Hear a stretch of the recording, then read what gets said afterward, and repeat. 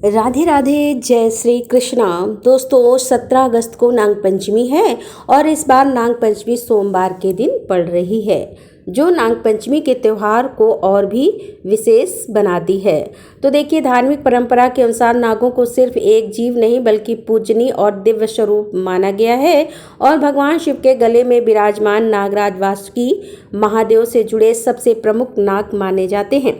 इसीलिए नाग पंचमी के दिन नाग देवता का पूजन करने से नागों के प्रति सम्मान और उनसे जुड़े भय या दोष से मुक्ति मिलती है। और इसी भावना से हिंदू परिवारों में नाग पंचमी के दिन नाग देवता की पूजा की परंपरा चली आ रही है। तो आज की इस वीडियो में मैं आप सभी को नाग पंचमी की बहुत ही सरल पूजा विधि बताने वाली हूँ। तो देखिए, इस पूजन को आप अपने घर के मंदिर में भी कर सकते हैं, मंदिर के सामने भी कर सकते हैं, या बहुत से घरों में रसोई में भी इस पूजा को किया जाता है। तो अगर आपके रसोई में नॉनवेज या बनता हो तो तभी इस पूजा को आप अपनी रसोई में करें। और यह देखिए, नाग पंचमी की पूजा परंपरागत तरीके से अलग अलग जगहों में अलग अलग विधि से की जाती है। बहुत सी जगहों में मुख्य द्वार की दीवार पर भी नाग देवता का चित्र बनाकर पूजा की जाती है और बहुत से हिंदू परिवारों में नाग देवता का चित्र कागज के ऊपर बनाकर भी पूजा की जाती है। तो यहाँ एक प्लेन चार्ट पेपर आप ले लीजिए, 5 नाग देवता बना लीजिए। कम से कम आपको 5 जो है नाग बनाने हैं, इससे अधिक भी बना सकते हैं। और आप जो है एक छोटा सा पाटा ले लें, उसके ऊपर सफ़ेद रंग का वस्त्र बिछाकर पुष्पों का आसन दे दें। और नाग पंचमी के पूजन में आप खुशबूदार चीज़ों का प्रयोग ज़्यादा से ज़्यादा करें, क्योंकि नाग देवता को खुशबू अत्यंत प्रिय होती है। तो आप जो है गुलाब के फूलों का आसन दे दें और उन्हें आप विराजमान कर दें। अब आपको एक शुद्ध देसी घी का दीपक प्रज्वलित करके रख देना है और इसके साथ ही धूप प्रज्वलित कर लेना है। जैसा मैंने बताया है कि सुगंध नाग देवता को अति प्रिय है, तो चारों तरफ धूप बत्ती की सुगंध आप फैला दीजिए। इसके लिए इस तरह से आप जो है धूप बत्ती चारों तरफ आप लगा सकते हैं। अब देखिए, अगर आप पीतल के नाग देवता का पूजन करते हैं तो साक्षात उन्हें जल से और पंचामृत से स्नान कराएं। और अगर आपने चार्ट या पेपर के ऊपर बनाए हैं तो गंगा जल से मिश्रित जल से स्नान की भावना से आप जो है उन्हें छींटा दे दें। सबसे पहले जब आप कोई पूजा करें तो सबसे पहले जल का छींटा देकर शुद्धिकरण जरूर करें। अब नाग देवता के लिए आप जो है रुई से एक विशेष तरह की माला तैयार कीजिए, जिसे वस्त्र के भाव में आप अर्पित करेंगे। आप चाहे तो इसकी जगह पर आप कलावा भी अर्पित कर सकते हैं। अब देखिए, इस कागज के ऊपर जो है आप 2 स्वास्तिक बनाएं गणपति जी के स्वरूप में। तो सबसे पहले आप उन्हें टीका करें, इसके बाद नाग देवता को टीका करें और आप अष्टगंध खुशबूदार चंदन से उन्हें आप तिलक कर दें। और देखिए, नाग देवता को जो चंदन बहुत ज़्यादा प्रिय है, चंदन के ब्रश से नाग देवता लिपटे हुए होते हैं। चंदन ठंडा भी होता है और खुशबूदार भी होता है, तो आप जो है चंदन का तिलक कर दें।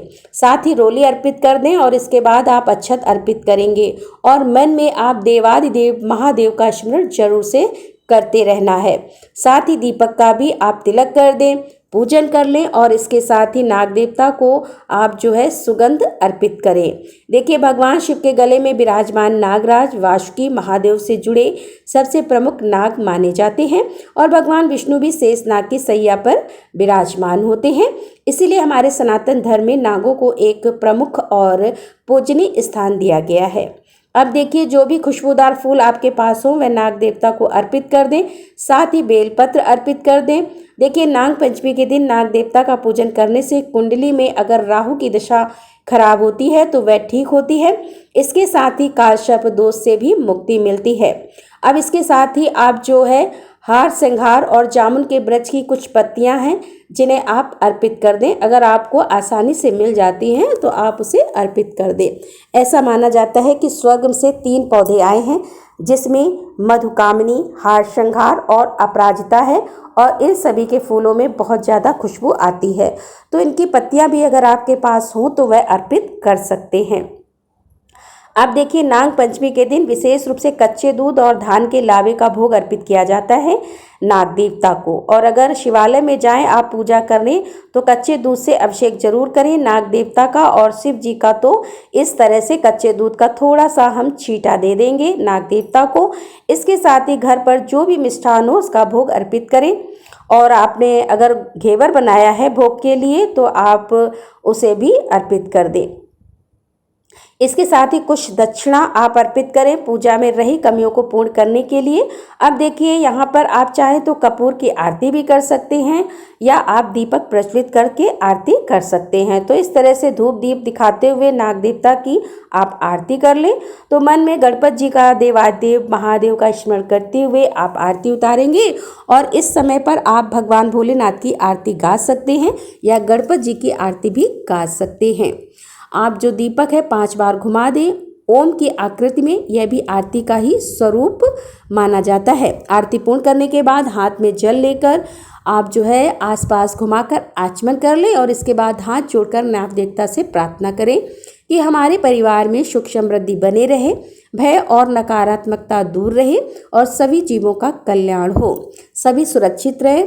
और नाग देवता को जो आप भोग अर्पित करेंगे उसे हमें ग्रहण नहीं करना है। आप पार्क में मिट्टी में दबा दीजिए या चींटियाँ कीड़े मकोड़े उसे खा लेंगे। तो देखिए, नाग पंचमी का दिन खाली एक पूजा का दिन नहीं बल्कि यह प्रकृति के प्रति सम्मान, नाग देवता के प्रति श्रद्धा और महादेव के चरणों में भक्ति समर्पित करने का पर्व है।